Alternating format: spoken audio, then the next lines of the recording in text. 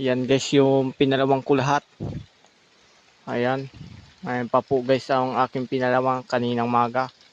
Saka yan pa po ang palawin ko. Marami pa doon pong palawin doon sa may unahan na yun.